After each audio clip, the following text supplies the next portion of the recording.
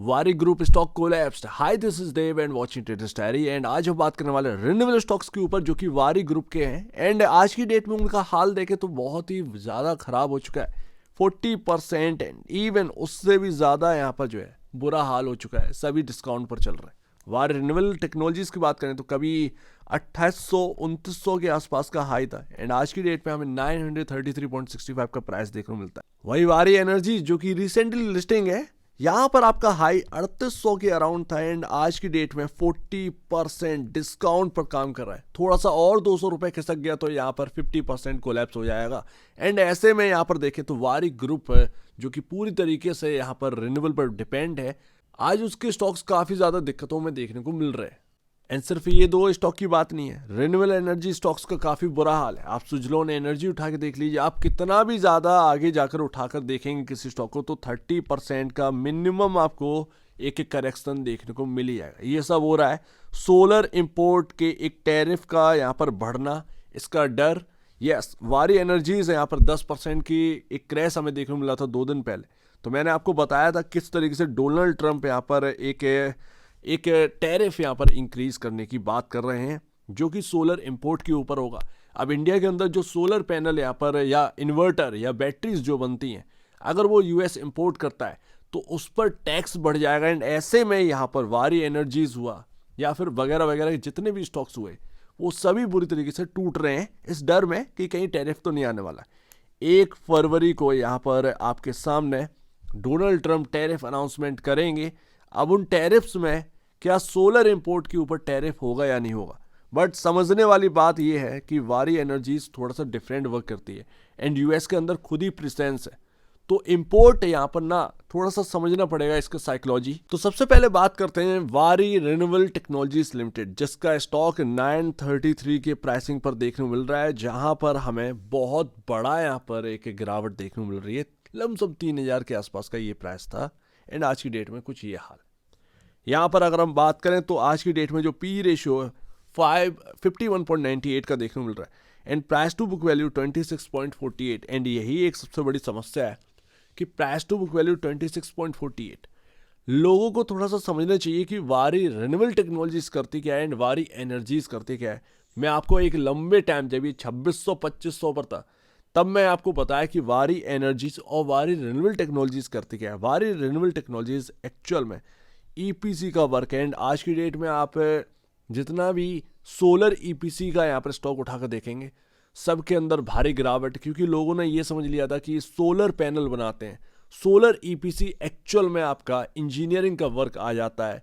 Just like कि आपके घर पर अगर यहाँ पर 2 किलोवाट का यहाँ पर एक सेटअप लगाना है सोलर पैनल का, तो आप ध्यान रखिएगा, आप यहाँ पर जब ऑर्डर देंगे उस पैनल को तो वो एक कंपनी को ज़रूर भेजेंगे जो कि आपका सोलर पैनल सेटअप करेगा आपकी छत पर। उसी को कहते हैं ईपीसी का काम। तो वारी रिन्यूएबल टेक्नोलॉजीज ईपीसी के अंदर आती है एंड उसका जो हाई वैल्यूएशन पर चला जाना यही सबसे खतरनाक बात थी।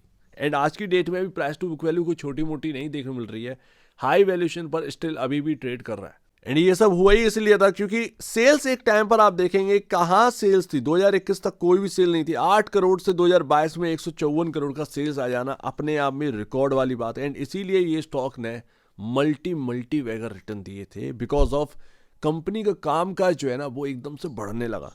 एंड इसीलिए यहाँ पर ना एक अनुमान लगाने लगे कि रिन्यूएबल में बहुत बड़ी तेजी आ गई है एंड खरीदो जितना खरीद सकते हैं वारी रिन्यूएबल टेक्नोलॉजीज के शेयर्स को। तो एकदम से buying I. Number of shares बहुत कम थे, almost 2.5 crore number of shares थे जिसमें रिटेल, एफआईएस और डीआईएस पार्टिसिपेशन कर सकते थे।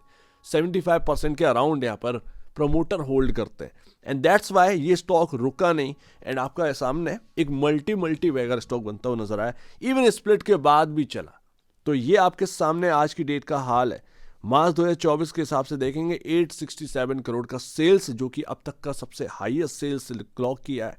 वही नेट प्रॉफिट आप देखेंगे तो 0 था, सडनली 2 करोड़ से 20 करोड़ आ जाना एंड उसके बाद थोड़ा थोड़ा नेट प्रॉफिट बढ़ जाना, ये छोटी मोटी बात नहीं है।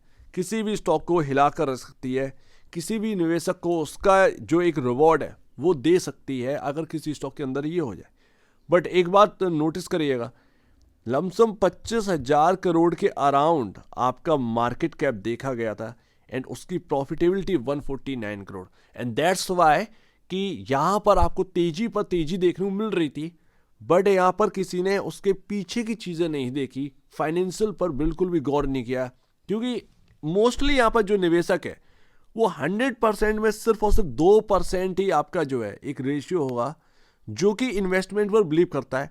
98% उसी जगह निवेश करते हैं जहां पर कुछ एक्साइटमेंट हो, जहां पर स्टॉक के प्राइसेस दौड़ रहे हो। उन्हें फर्क नहीं पड़ता कि रिटेल निवेशक को कि यहां पर कितना फाइनेंशियल में दम है या नहीं है, क्या ये स्टॉक के प्राइसेस ड्राइवन तो नहीं कर रहे हैं। हमेशा याद रखिए कि अभी भी किसी भी स्टॉक के भाव में ये देखने को मिल सकता है। तो इसका मतलब ये नहीं कि निवेश ना करें, निवेश करिए, बट एक वक्त पर आकर वो निवेश को हटा दीजिए, ज़्यादा बेहतर यही है। क्योंकि अननेसेसरी कोई स्टॉक भागता रहेगा तो एक बार समझ जाना चाहिए कि यहाँ पर निकलने का वक्त आए, धीरे धीरे अपने शेयर जो है वो सुलटा दो। एंड वही चीज़ आपको वारी रिन्यूएबल टेक्नोलॉजीज के अंदर करना चाहिए था जब ये 3,000 के अराउंड था। एंड अब दम इसीलिए नहीं आ रहा है क्योंकि नेट प्रॉफिट आप देखिए क्वार्टर दर क्वार्टर बेसिस पर बिल्कुल यहाँ पर अब इनलाइन आ रहे हैं नंबर्स, बिल्कुल यहाँ पर जो है इनलाइन 54, 28, 51, 64 करोड़ का यहाँ पर आपके सामने एक नेट प्रॉफिट का फिगर आ रहा है। सो दैट्स वाई यहाँ पर एक भारी भरकम गिरावट हमें देखने को मिल रही है वारी रिन्यूएबल टेक्नोलॉजीज के अंदर। एंड शायद ऐसा कोई लेवल नहीं होगा जो मैंने आपको शायद बताया ना हो।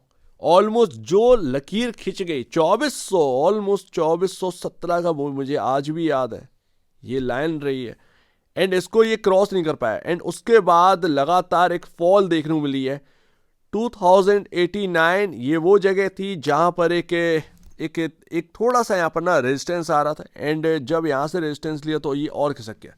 तो आज की डेट में जो एक चार्ट पर विजिबल था वो सब हो रहा है एंड 1375 ये लास्ट लेवल था। एंड इसी को बात करते हुए मैंने वारी रिन्यूएबल टेक्नोलॉजीज के स्टॉक को कवर करना शायद रोक दिया था उस वक्त।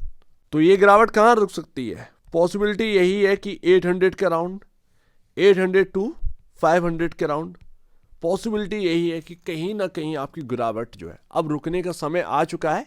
या तो वो 800 या मार्केट के बिहेवियर को देखते हुए थोड़ा सा और गिरावट, तो कहीं ना कहीं यहाँ पर जो है ना अब गिरावट रुकने का समय आ चुका है। ज़्यादा से ज़्यादा 150-200 रुपए का और डर है इस स्टॉक के अंदर, बट फायदा क्या, प्रॉफिट क्या? जो बेच पाया होगा वो तो आज की डेट में खुश होगा, लेकिन जो नहीं बेच पाया होगा उसका टेंशन बहुत ही हाई पर होगा। अब वारी एनर्जीज के ऊपर वर्क करते हैं तो ये बेचारा तो यहाँ पर ना यूएस के डर में गिरा जा रहा है। एंड जैसा कि मैंने आपको बात करी कि इंपोर्ट्स यहाँ पर तो इनका खुद का सब्सिडरी या कह सकते हैं इनकी खुद की फैक्ट्री जो कि पीवी मॉड्यूल बनाती है यूएस के अंदर, तो भैया इंपोर्ट करने की काहे की जरूरत है जब वहीं पर मैन्युफैक्चर कर भी ये अपना काम बना सकते हैं। तो यहाँ पर जो है ना सबसे बढ़िया है। हालांकि जो यहाँ पर ना इंडिया में बनाकर यूएस भेजने में, एक्सपोर्ट करने में जो आपके पास पैसा आ रहा था वो वहीं पर बनाकर वहीं बेचने में उतना नहीं बन पाएगा, क्योंकि यहाँ पर सस्ता मटेरियल है, डॉलर का बेनिफिट वगैरह वगैरह ये सारी चीज़ें वहाँ पर मिल जाती हैं। यहाँ से सस्ता माल उठाया, वहाँ महंगे में बेच दिया, बीच का यहाँ पर जो है अपने को बच गया। एंड यही चीज़ें करती हैं फार्मा, यही चीज़ें करती हैं भाई अपना आईटी। सिंपल सी बात है। तो ये एक ना सबसे ज़्यादा एक ना बेनिफिट वाली चीज़ थी कि यहाँ से एक्सपोर्ट करना इंडिया से। वो चीज़ पर अगर दिक्कत आई तो ये स्टॉक जिस तरीके से फॉल हुआ है 40% का, थोड़ा सा और गिर सकता है, लेकिन ऐसा नहीं है कि पूरा खराब हो जाए। तो आज की डेट में जो आपको प्राइस टू बुक वैल्यू देखने को मिल रहा है 7.10 टाइम पर देखने को मिल रहा है। एंड यकीन मानिए कि ये आप पीयर कंपैरिजन करेंगे तो आपको समझ में आएगा कि अपने पीयर कंपैरिजन ये कितना सस्ता है। By price to book value आप देख लीजिए, बाय फाइनेंशियल आप देख लीजिए। मैं तो ऑलरेडी आपके सामने सारी चीज़ें रख चुका हूँ। ऑलरेडी यहाँ पर जो है ना अंडर वैल्यूड स्टॉक देखने को मिल रहा है by price to book value. And जिस बात का डर था इन लास्ट वही हुआ, 2300 रुपये। तो ये गिरावट कैसे रुक सकती है? आज की डेट क्या है भाई? आज 24 जनवरी है, 25 और 26 जनवरी की यहाँ पर छुट्टी है। 1 फरवरी में ज़्यादा वक्त नहीं रह गया। एंड 1 फरवरी के दिन हमें समझ में आ जाएगा कि यूएस टैरिफ लगा रहा है या नहीं लगा रहा है, क्योंकि 1 फरवरी अपना बजट भी है। एंड 1 फरवरी से यूएस से एक बड़ी खबर भी आनी है, टैरिफ कितने क्या होने हैं, क्या हाइक हो रहे हैं, क्या नहीं हो रहे हैं। अगर कुछ नहीं होता है देन ये कहीं ना कहीं रिन्यूएबल स्टॉक्स रिकवर कर जाने चाहिए। जब डर का यहाँ पर ना माहौल ही खत्म तो ये रिकवरी कर जाना चाहिए। लेकिन अभी अगर आप देखें तो यहाँ पर जो कि मैं ऑलरेडी आपसे कहा 2500 का लेवल काफ़ी इंपॉर्टेंट रहेगा बॉस। ये 2500 रुपए का लेवल अब काफ़ी इंपॉर्टेंट है, 2500 एंड 2490 ये जगह काफ़ी इंपॉर्टेंट, काफ़ी इंपॉर्टेंट रहेगी, बिकॉज ऑफ यहाँ पर सपोर्ट लिया, फिर ऊपर गए एंड इसी जगह को तोड़ दिया एंड उसमें 2300 रुपए का लेवल भी खराब हो गया। तो यही आपके सामने इवन रेजिस्टेंस लेवल यहाँ पर खत्म नहीं होते, रेजिस्टेंस तो उसके ऊपर भी देखने मिलता है। 2500 के ऊपर 2620 एंड 2710।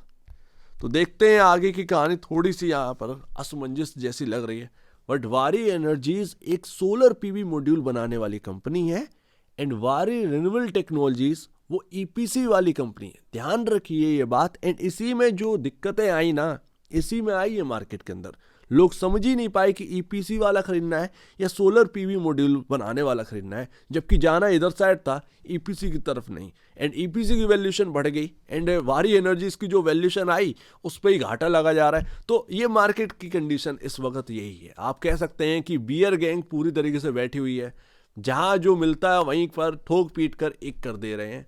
ये एक हकीकत है मार्केट की इस वक्त।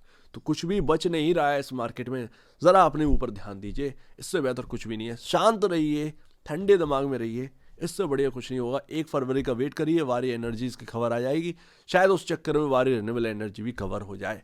तो ध्यान रखिएगा। सो उम्मीद है काफ़ी कुछ आपको समझ में आ रहा होगा। ये कोई बाय और सेल रिकमेंडेशन नहीं है, मैं आपसे अभी बता रहा हूँ, ये कोई बाय और सेल रिकमेंडेशन बिल्कुल भी नहीं है। मैं आपको बता रहा हूँ कि क्या प्रॉब्लम आई एंड क्या प्रॉब्लम चल रही है। तो एक बार निवेश से पहले, अभी इससे पहले अपने ब्रोकर एडवाइस से जरूर सलाह लीजिएगा। खुद की स्टडी करेगा, उससे बेहतर कुछ भी नहीं, खुद की स्टडी ही मस्ट है। तो आप दीजिए वीडियो देखने को, तो धन्यवाद दोस्तों।